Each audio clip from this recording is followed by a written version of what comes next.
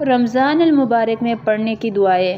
دعا پڑھنے سے پہلے اور بعد میں درود شریف پڑھیں اور یہ دعا اللہ تعالیٰ سے کریں: اے اللہ ہمارے زبان پر کلمہ طیبہ ہمیشہ جاری رکھ۔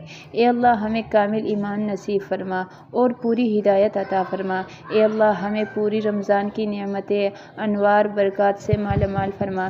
اے اللہ ہم پر اپنی رحمت نازل فرما کر کرم کی بارش فرما اور رزق حلال عطا فرما۔ اے اللہ ہمیں دین اسلام کے احکامات پر مکمل طور پر عمل کرنے والا بنا دے۔ اے اللہ تو ہمیں اپنا محتاج بنا، کسی غیر کا محتاج نہ بنا۔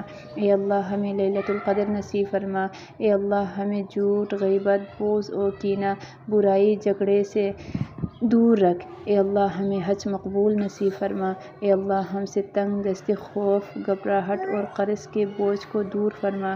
اے اللہ ہمارے صغیرہ اور کبیرہ گناہوں کو معاف فرما۔